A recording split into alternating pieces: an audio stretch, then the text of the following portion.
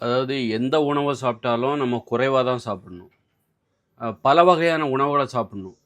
அதாவது எந்த உணவுன்னா, அதாவது நீங்க வந்து தினமும் நீங்க வந்து நெறைய உணவுகள சாப்பிடணும். சாப்பிடுற ஒவ்வொரு உணவையும் குறைவா சாப்பிடுங்க. ஆனா நெறைய சாப்பிடுங்க. நெறையன்னா நெறைய உணவுகள சாப்பிடுங்கன்னு அர்த்தம். நெறைய உணவுகளை சாப்பிடுவதன் மூலம் நெறைய சாப்பிடுங்க. அதே நேரத்தில நீங்க சாப்பிடுற ஒவ்வொரு உணவையும் குறைவா சாப்பிடுங்க. உதாரணத்துக்கு நீங்க வந்து ஒரு வாழைப்பழம் சாப்பிடுறீங்க. ஒரு வாழைப்பழம் சாப்பிடுங்க. சிலர் என்ன பண்ணுவாங்க, எத எடுத்தாலும் நெறைய சாப்பிடுவாங்க. சோறுனாலும் நெறைய சாப்பிடுவாங்க, பழம்னாலும் நெறைய சாப்பிடுவாங்க, மாம்பழம்னாலும் நெறைய மாம்பழம் சாப்பிடுவாங்க, தர்பூசணினாலும் ஒரு தர்பூசணி பழத்தையே சாப்பிட்டுருவாங்க. வயிறு அப்படி வீங்கிரும். அதுபோல மாம்பழம் எப்படி வாழைப்பழம் எதா இருந்தாலும் சரி நெறைய சாப்பிட்றது. சோறா இருந்தாலும் நெறைய, இட்லியா இருந்தாலும் நெறைய. அப்படியெல்லாம் சாப்பிடாம, நெறைய உணவுகளை சாப்பிடுங்கள். அதாவது பல வகையான உணவுகளை சாப்பிடுங்கள். ஆனா, ஒவ்வொரு உணவையும் குறைவா சாப்பிடுங்க. இப்போ ஒரு நாளைக்கு ஒரு ஒரு நாளைக்கு ஒரு வாழைப்பழம் சாப்பிடுங்க. அடுத்து அது கொஞ்ச நேரத்தில திரும்பவும் பசிக்க ஆரம்பிச்சுரும். அந்த நேரத்தில திரும்ப ஒரு கொய்யாப்பழம் சாப்பிடுங்க. கொய்யாப்பழம். ஒரு பழம் சாப்பிட்டா போதும். 2, 3 பழம் அந்த மாரிலாம் சாப்பிடக்கூடாது. அப்புறம் கொஞ்ச நேரம் கழிச்சு திரும்பவும் பசிக்கும். இப்படி பல வகையான உணவுகளை குறைவாக சாப்பிடு. ஒவ்வொரு உணவையும் குறைவா சாப்பிடணும். அது எந்த உணவு சோறா இருந்தாலும் சரி, நீங்க குறைவா தான் சாப்பிடணும். குறைவா சாப்பிடும்போது கொஞ்ச நேரத்தில திரும்பவும் பசிக்கும். அப்புறம் நீங்க ஒரு வடை சாப்பிடலாம். ஒரு வடை சாப்பிடுங்க. அப்புறம் கொஞ்ச நேரம் கழிச்சு திரும்பவும் பசிக்கும். அப்புறம் ஒரு டீ சாப்பிடுங்க. அப்புறம் கொஞ்ச நேரம் கழிச்சு திரும்பவும் பசிக்கும். திரும்பவும் நீங்க வந்து வேற ஏதாவது ஒரு உணவு, ஒரு பழம் சாப்பிடுங்க. இந்த மாரி பல வகையான உணவுகள சாப்பிடணும். ஒவ்வொரு நாளும் நீங்க பல வகையான உணவுகள சாப்பிடணும். ஆனா, நீங்க சாப்பிடுற ஒவ்வொரு உணவையும் குறைவா சாப்பிடணும். அது பழமா இருந்தாலும் சரி, சோறா இருந்தாலும், இயற்கை உணவா இருந்தாலும் சரி, சமையல் உணவாக இருந்தாலும் சரி, அது பழங்களாக இருந்தாலும் சரி, பச்சையாக உண்ணுகிற உணவாக இருந்தாலும் சரி, சமைத்து உண்ணுகிற உணவா இருந்தாலும் சரி, நீங்க சாப்பிடுற எந்த உணவையும் குறைவா சாப்பிடுங்க. இப்போ ஒரு கல்யாண வீட்டுக்கு போறீங்க. விருந்துல உங்களுக்கு வந்து பரிமாறுறாங்க. கூட்டு வைக்கிறாங்களா? கூட்ட கொஞ்சம் கொஞ்சமா சாப்பிடுங்க. சோறு சோறு வைக்கிறாங்க. கொஞ்சம் கொஞ்சமா சாப்பிடுங்க. சோறு வைப்பாங்க. அப்புறம் வந்து அப்புறம் முன்னாடி அது இதுன்னு நெறைய வைப்பாங்கல்ல. எல்லா உணவுகளையும் கொஞ்சம் கொஞ்சமா சாப்பிடுங்க. ஆனா நெறைய பல வகையான உணவுகள சாப்பிடுங்க. இந்த மாரி சாப்பிட்டா உடம்பு வந்து நல்லாருக்கும். அப்படிங்கிறது தான் வந்து அ அ அதிகமா எந்த உணவையும் அளவுக்கு அதிகமா சாப்பிடாதீங்க. ஏன்னா, நம்மளுக்கு வந்து பல வகையான உணவு தேவ. ஒவ்வொரு வகையான உணவுலயும் நமக்கு கொஞ்சம் தான் தேவ தினமும். இப்போ பழமும் டெய்லி பழம் சாப்பிடணும். வாழைப்பழம் சாப்பிடணும்னு வச்சுக்கோங்க.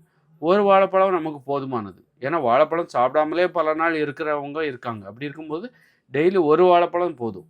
அதுபோல ஒரு கொய்யாப்பழம் போதும். அதுபோல ஒரு ஆப்பிள் போதும். கொஞ்சோண்டு திராட்சை போதும். டெய்லி.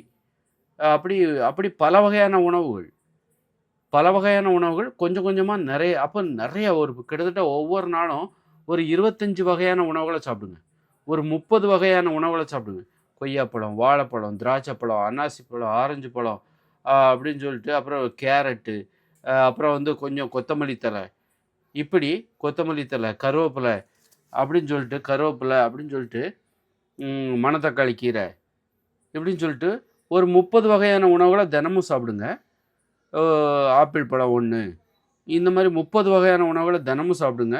ஆனா, ஒவ்வொரு உணவையும் குறைவா சாப்பிடுங்க. இப்படி தான் இருக்கணும். இப்படி இருந்தா நமக்கு செரிமான குறைபாடு இருக்காது. ஏன்னா, ஒவ்வொரு உணவும் ஒவ்வொரு சத்து. நமக்கு பல வகையான ஊட்டச்சத்துக்கள் கிடைக்கும். பல வகையான உணவுகள குறைவா சாப்பிடுறீங்க. குறைவு கிடையாது. அது தேவையான அளவு. நீங்க இப்போ டெய்லி 3 வாழைப்பழம், 4 வாழைப்பழம் சாப்பிட்டீங்கன்னா, அது அளவுக்கு அதிகமானது. ஏன்னா, வாழைப்பழத்தில ஒரு சத்து இருக்கு.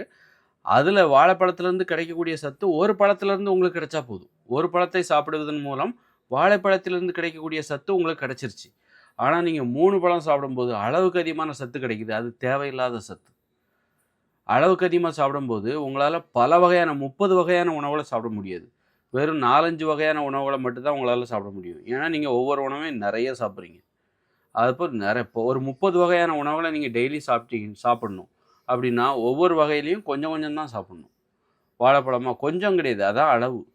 வாழைப்பழமா 1, கொய்யாப்பழமா 1, மாம்பழமா 1, தர்பூசணியா ஒரு பீஸ் போதும்.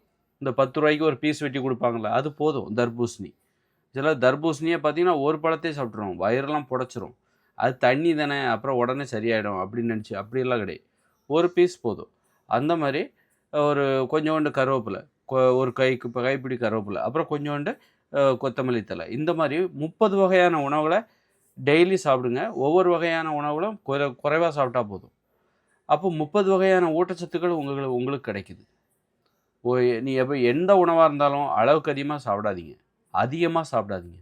அப்போ உங்களுக்கு பல வகையான உணவுகள சாப்பிட முடியாது. பல வகையான ஊட்டச்சத்துக்கள் உங்களுக்கு கிடைக்காது.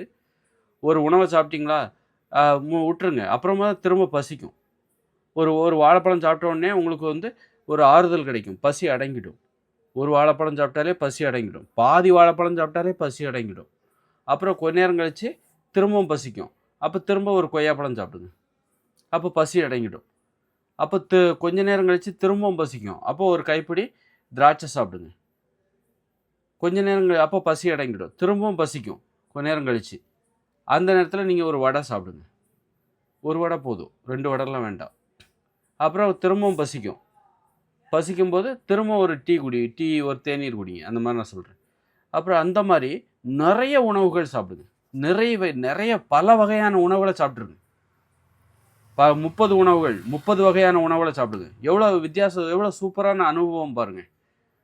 நீங்க இன்னைக்கு சிலர பார்த்தா டெய்லி என்னங்க சாப்பிட்டீங்க? அந்த காலத்துலலாம் பார்த்தீங்கன்னா, 3 வேளையும் சோளக்காடியா குடிப்பாங்க. சோளக்கூழா குடிப்பாங்க. கேழ்வரகு கூழ். 3 வேளையும் கேழ்வரகு கூழ். 3 வேளையும் சோறு தான். காலையில பழைய சோறு, மத்தியானம் சுடுசோறு, இரவும் மத்தியானம் வச்ச சோற இரவும் சாப்பிடுவோம். 3 வேளையும் ஒரே சோறு. ஒரே உணவ தான் 3 வேளையும் சாப்பிடுறாங்க. அந்த மாரி சாப்பிடக்கூடாது. உங்களுக்கு 30 வகையான உணவு, 35 வகையான உணவு. பசிச்சு சாப்பிடணும். கொஞ்சம் சாப்பிட்ட உடனே அந்த பசி ஆறுதல் அடையும். அப்போ திரும்ப கொஞ்ச நேரம் கழிச்சு பசிக்கும். திரும்பவும் சாப்பிடுங்க. இப்படி பசிச்சு 30 வகையான உணவுகள சாப்பிடுங்க. 35 வகையான உணவுகள சாப்பிடுங்க. ஒவ்வொரு வகையான உணவுகளையும் கொஞ்சம் கொஞ்சமா சாப்பிடுங்க. சூப்பரா அந்த செரிமான குறைபாடுங்கிறதே இருக்காது. தொப்பை வராது. தொப்பை ஏன் வருது? ஒரு வகையான உணவ நெறைய சாப்பிடுறீங்க. சோறுங்கிறது ஒரு வகையான உணவு. அந்த ஒரு வகையான உணவையே அப்படி சாப்பிடுறீங்க. அப்பதான் தொப்பைங்கிறது வருது. அதனால வந்து சோறா ஒரு கரண்டி, ஒரு 1 1/2 கரண்டி அதோட நிப்பாட்டிக்கணும். இந்த மாரி அளவோட சாப்பிடுறதுக்கு பழகிக்கோங்க. திரும்ப இப்போ 3 வேள காலையில சாப்பிட்டா அப்புறம் மத்தியானம் தானே சாப்பிடணும். அப்படியெல்லாம் ஒண்ணும் கிடையாதுங்க. நீங்க எப்போ வேணாலும் சாப்பிடலாம். பசிக்கும்போது எப்போ வேணாலும் சாப்பிடலாம். காலையில 8 மணிக்கு சாப்பிட்டீங்களா? திரும்ப எப்பவுமே வந்து முதல் உணவா வந்து 11 மணிக்கு பிறகு அல்லது 10 மணிக்கு பிறகு தான் சாப்பிடணும். 11 மணிக்கு பிறகு தான் நான் சாப்பிடுவேன். ஏன்னா நம்ம வந்து உணவு முறை என்பது அப்புறம் நாள் முழுதும் பசிக்க பசிக்க சாப்பிட்டுக்கிட்டே இருக்க வேண்டியதுதான். 11 மணிக்கு அப்புறம் காலையில 11 மணிக்கு அப்புறம் பசிக்க பசிக்க சிறுக சிறுக பல வகையான உணவுகள சாப்பிடணும். ஆனா, நமக்கு பல வகையான உணவுகள சாப்பிடுற அனுபவம் இருக்குது. பட்டினியோடு கிடக்கிற அனுபவம் காலையில 11 மணி வரைக்கும் நமக்கு தேவை. அப்பதான் உங்களால வந்து அளவா சாப்பிடுற பழக்கம் உங்களுக்கு வரும்.